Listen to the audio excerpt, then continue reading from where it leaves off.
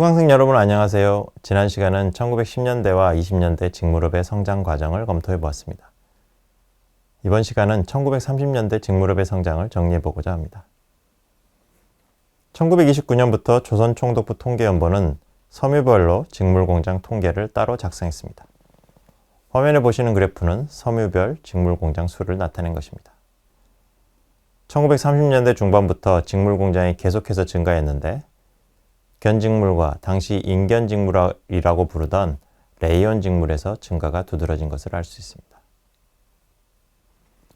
다음 그래프는 섬유별 직물공장 종사자 수 그래프입니다. 앞서 본 공장 수와는 달리 면직물에서 1936년에 종사자 수가 많이 늘었습니다. 그런데 이것은 대규모 면방직 공장들이 직물업으로 분류됐기 때문입니다. 이에 대해서는 다음 주차에 살펴보도록 하겠습니다. 면직물을 제외하고 보면 공장 수에서와 마찬가지로 견직물과 레이온 직물에서 종사자 수 증가가 두드러집니다. 다른 점이 있다면 공장 수 증가에서는 견직물이 더 두드러졌고 종사자 수 증가에서는 레이온 직물이 더 두드러졌다는 것입니다. 그만큼 레이온 직물 공장들의 규모가 더 컸기 때문입니다. 조선 내에서 견직물과 레이온 직물의 공장 생산이 증가한 배경에는 소비의 증가가 있었습니다. 화면의 그래프는 호리오 가지오 선생님이 추계한 섬유별 직물 소비량입니다. 1936년을 피크로 면직물 소비가 감소하고 있는데 1937년부터 전시 통제가 시작되었기 때문입니다. 견직물업과 레이온 직물업의 성장은 전시 통제 전후에 걸쳐 있었는데 전시 통제와 관련이 없는 1930년과 1936년 사이의 변화를 보겠습니다.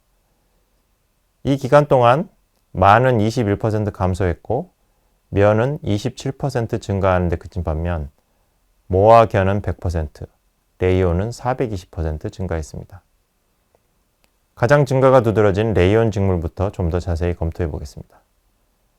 레이온 직물은 19세기 말에 개발되어 1920년대 이후 일본에서도 생산이 활발해졌습니다. 인조견이라는 초기 이름에서도 알 수 있듯이 레이온 직물은 원래 견직물의 대용품이었습니다. 그런데 조선에서는 레이온 직물이 여름용 의복 재료인 저포의 대용품으로도 인기를 끌었습니다. 레이온 특유의 시원한 촉감이 통했던 것입니다. 조선은 일본 레이온 직물업의 3대 시장 중 하나였습니다. 나머지 둘은 인도와 네덜란드령 동인도, 즉 지금의 인도네시아였습니다. 화면을 보시는 그래프는 조선의 면직물과 레이온 직물의 수입량을 비교한 것입니다. 두 직물은 거의 일본에서 수입했습니다. 면직물의 수입은 조선 내 생산이 늘어나면서 1933년을 정점으로 줄어든 반면 레이온 직물의 수입은 조선 내 생산 증가와 맞물리면서 1938년까지 빠르게 늘어난 것을 알 수 있습니다. 한편 견직물은 1930년대 들어 원료인 생산 가격이 하락함에 따라 견직물 가격도 하락했습니다. 생산 가격이 하락한 이유는 여성용 스타킹의 원료로 일본 생사를 대량 수입하던 미국 시장에서 대공황의 여파와 나일론 개발의 영향으로 생사 수요가 크게 줄었기 때문입니다. 그래프는 경성상공회의소에서 조사한 것인데 대표적인 간의 생산 견직물인 명주와 수입 견직물인 관사의 쌀에 대한 상대 가격이 1930년대 들어 계속해서 하락한 것을 볼 수 있습니다. 이처럼 조선 내에서 레이온 직물과 견직물의 소비가 늘어남에 따라 공장 생산은 증가했지만 수요 대부분에 대응한 것은 일본으로부터의 수입이었습니다. 화면을 보시는 그래프는 레이온 직물과 견직물의 공장 생산액을 수입액으로 나눈 것입니다.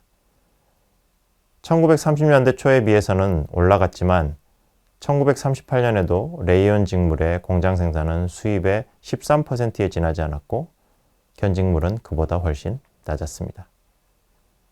전시 통제가 본격화되는 1930년대 말이 되어서야 수입 대체 또는 자급화의 모습이 보입니다. 앞서 본 것처럼 레이온 직물 공장은 평균 종사자 수가 상대적으로 많았습니다. 그만큼 큰 공장들이 많았다는 뜻이 됩니다. 큰 공장들은 대개 일본인들이 만든 것이었습니다. 화면에 보시는 편은 일본 인조 견직물 공업조합 연합회에서 1936년 조사한 내용을 다른 자료들을 이용해 보완한 것입니다. 태창직물과 해동직물을 제외하면 모두 일본인 공장입니다. 태창직물과 해동직물은 1910년대 고급 견직물 시장에 도전장을 내민 대창무역과 같은 자본 계열의 회사들입니다. 시장의 흐름에 맞추어 견직물에서 레이온직물로 전환, 확대한 것을 알 수 있습니다. 나머지 일본인 공장들은 왜 조선에서 레이온 직물 생산을 큰 규모로 벌인 것일까요? 물론 조선이 큰 시장이라는 점이 중요했지만 일본에서 생산하는 데 어려움이 생긴 것도 원인이었습니다. 즉 1934년에 일본 수출직물 염색공업조합 연합회가 조직됐는데 연합회는 염색가공 수수료를 반드시 일정액 이상으로 하도록 통제했습니다. 그러다 보니 통제 밖에 있는 조선에서 염색 가공을 하는 것이 유리해졌습니다. 1930년대 중반에 조선은 일본 레이온 직물을 염색 가공해 조선 내에서 판매하고 만주 등으로 수출하는 가공기지가 되어갔습니다. 그 과정에서 레이온사를 유통하던 일본의 섬유 상사들은 조선에서 염색 가공 공장만이 아니라 직물 공장 건설과 설비 확대에도 자본을 투자했습니다.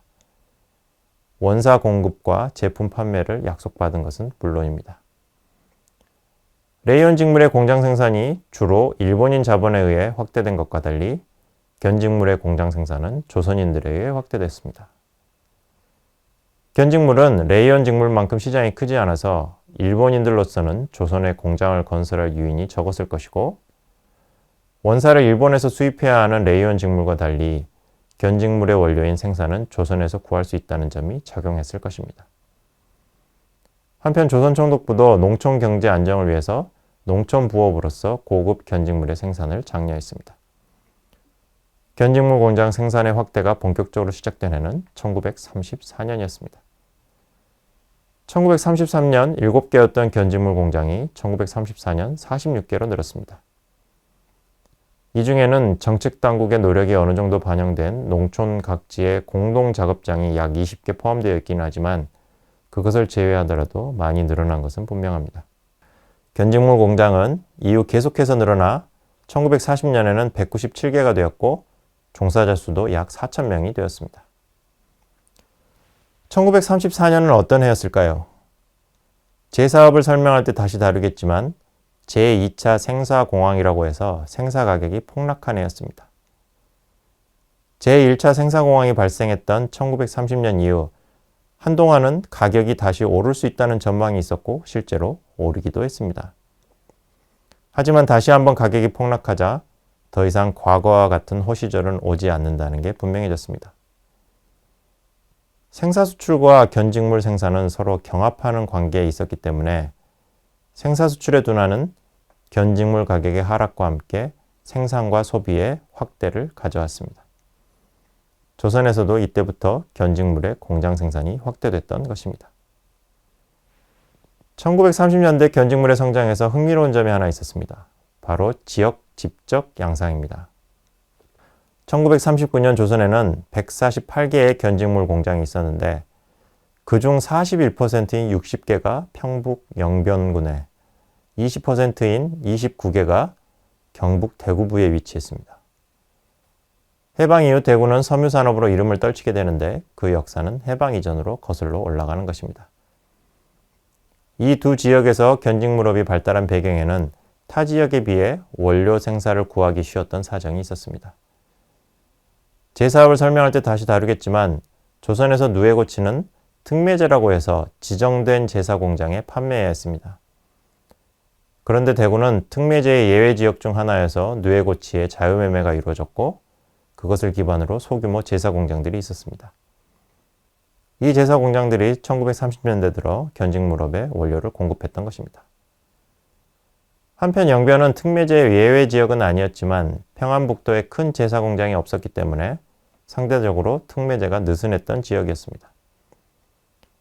영변은 견직물의 간의 생산이 발달했던 곳 중 하나였는데 특매제가 느슨한 틈을 이용하여 고급 견직물의 공장 생산이 시도되었고 1930년대 들어 확대되었습니다. 이때 생산자들의 조직인 영변 산업조합도 중요한 역할을 하였습니다. 대구 견직물업과 관련하여 한 가지 더 이야기해 둘 것이 있습니다. 바로 1910년대 경성직물업과 1930년대 대구직물업의 연관입니다. 대구직물업의 시조로 불리는 추인호는 처음에 저포대용 면직물인 동양저를 생산했습니다. 그러다가 생사가 풍부한 지역의 특성을 활용해 견마 교직물의 대용품인 견면 교직물을 생산하면서 견직물과 인연을 맺게 됩니다. 이후 시장 환경의 변화에 맞추어 견직물 생산에 주력하게 되었고 다른 공장들도 합류하게 되었습니다. 다음 시간에 1940년대 직물업을 살펴보기에 앞서 1930년대 말에 본격화된 전시통제의 영향에 대해 정리해 보겠습니다. 1930년대 중반에 이어 1930년대 말 조선에서 견직물업과 레이온 직물업이 발달한 배경에는 전시통제의 영향이 크게 자리 잡고 있었기 때문입니다. 전시통제는 1937년 7월 중인일 전쟁 발발 이후 본격적으로 시작되었습니다. 그해 9월에는 임시자금 조정법이 시행되어 전쟁과 거리가 많은 산업에 대해서는 자금 조달을 어렵게 했습니다. 또 같은 달 수출입품 등에 관한 임시조치에 관한 법률이 시행되어 군수물자의 수입이 늘어나는 가운데 국제수지의 균형을 유지하기 위해 민수물자의 수입을 통제하기 시작했습니다. 이 법의 조항을 근거로 일본 본토에서는 1938년 2월 섬유산업 설비의 신규 증설을 제한하는 상공성령이 제정되었고 조선에서도 유사한 규칙이 총독부령으로 1939년 1월 제정되었습니다. 전시통제가 조선에 미친 영향은 두 가지로 생각해 볼 수 있습니다. 첫째는 일본의 민수산업이 위축됨에 따라 일본으로부터의 수입이 줄어들었다는 것입니다. 앞서 면직물과 레이온 직물의 수입량 추이를 보여드렸습니다만 면직물은 1937년 이후, 레이온 직물은 1939년 이후 빠른 감소 추세에 들어갔습니다. 직물 수입이 줄어든 빈자리는 그만큼 조선 내 생산을 자극했습니다. 둘째는 민수산업의 신규 공장 건설이나 기존 공장 증설에 대한 제한이 일본 내에서보다 조선에서는 상대적으로 덜 엄격했다는 것입니다. 조선이 공업화가 뒤처졌기 때문에 그랬던 것이지만 이것이 직물업과 같은 대표적인 민수산업에서는 일본 자본을 유인할 수 있는 조건이 되기도 했습니다. 특히 원료를 조선 내에서 생산하거나 일본 제국권 밖에 의존하지 않는 견직물과 레이온 직물 생산에서 그러했습니다. 이번 시간은 1930년대 직물업의 성장을 정리해 보았습니다. 다음 시간은 1940년대 조선 직물업의 양상을 살펴보겠습니다.